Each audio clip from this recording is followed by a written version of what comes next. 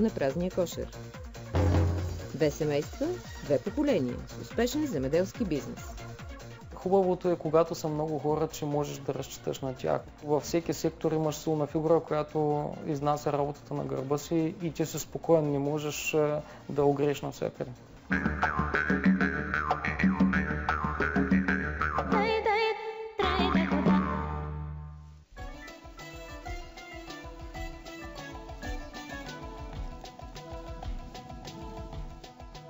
За общия бизнес на две семейства, за доверието градено с години, за удовлетворението, че децата успешно продължават започнатото преди години, това е кратката история на една фирма.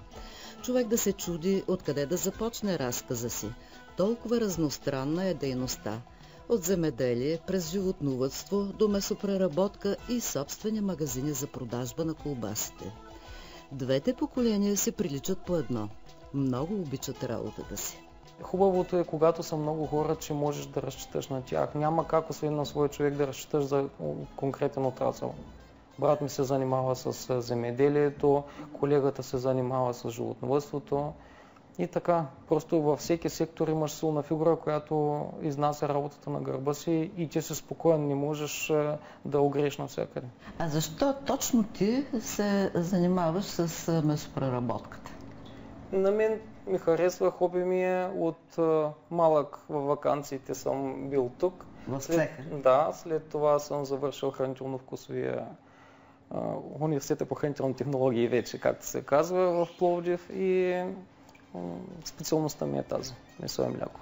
Само вегетарианец няма да трепне пред разнообразието от сурово пушените колбаси. Имало сериозен пазар за тях. Това са продукти, които ние сме решили, че има интерес, нали, пазара ги приема добре. Продукти произведени по български държавен стандарт. Кой е български държавен стандарт? Едно времешния ли? Да, ние се стремим да максимално, нали, да сме близо до него и по тая причина смятам, че колбасите са хубави и се възприемат на пазара. Кой даде идеята по БДС да се работи? Баща ми. А той какво участие има тук? Той е създателя на тази фирма, също така и на животновъдството и земеделието, с които се занимаваме. Просто ние продължаваме тази традиция. Да. Всеизвестно е, че месодайното говедовъдство у нас не е развито. Как осигурявате суровина? По тази причина се ангажирахме, нали, да създадем такова говедовъдство. Спряхме се на две породи, Абердин Ангус и Лимузин. Къде са те? Те са в Еленския Балкан, образно казано. За съжаление не можем чак до там да отидем да ги покажем. Те са в две села, едното е Зайчар, едното е Боринци, като там са на паша 130 са в момента. Ето го и Краси, братът на Иван, с твърде екзотичната тениска, която защо пък да крием. Аз се занимавам с земеделието в нашата дейност. Всичко по организация, по реализация на продукцията, обработки, торове, семена, препарати, всичко, що се отнася до земеделие, е мой ресор.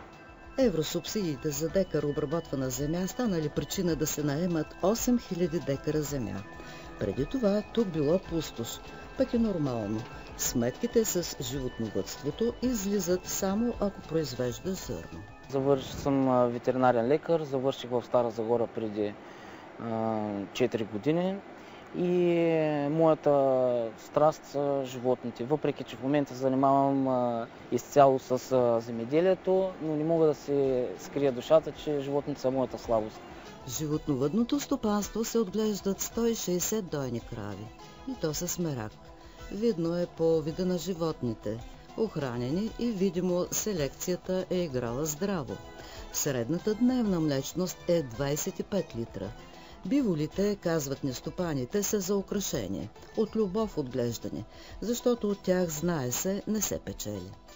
Млякото се преработва на ишлеме, а сиренето е само за наши хора. Вие как започнахте бизнеса с двете момчета, които вече снимахме, Красен и Иван? Нашия бизнес започна с техния родител, всъщност, с Генчо Генчев. Моя съпруг почина и оттам аз поех нещата в ръцете си и тъй вече Колко години са, не знам, от 96-та и 7 някъде до сега. А момчето до вас? Момчето до нас, до мен е зет ми. А жена ви къде работи? Жена ми, тя работи в цеха за колбаси, който имаме в Сливен. Всички работите във фирмата. Сферата, да. Затворен кръг. Едните произвеждаме месото, другите обработват месото. При нас е мляко, месо, земеделие. Моите родители се занимават с магазини в Бургас, на хранителни стоки, където продават нашите продукти също. И вашите родители са. Навързани много в тази фирма, но тук ми е по-интересно и заради това съм тук. Имате ли някакво по-специално такова земеделско селскостопанско образование? Не, нямам, завършил съм в София, икономически университет, УНСС, но се уча в движение. И възнамерявате да останете тук с животновъдство, а УНСС-то остава какво? Да, УНСС си остава, възнамерявам да продължавам тук.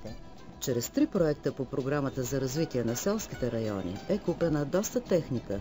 Тук е направена лагуна за тура по така наречената нитратна директива. Една от първите в България. В следващия програмен период какъв проект готвите? Искаме да кандидатстваме за модернизация на дуалната инсталация за или роботи, или дуална зала. Вие направо скачате на робот, не си играете на други неща. Това е вече това е новото, което навлиза в тази сфера. В Европа е навсякъде да слагат, така че и тук трябва да дойде. Главният герой, бащата на Иван и Краси, липсва. В момента е в Еленския Балкан с месодайното стадо крави. Но чрез съвременните комуникации държи всичко под контрол, всеки момент. А когато се разчувства, питал дали по мобилния телефон се чуват звънците на стадото.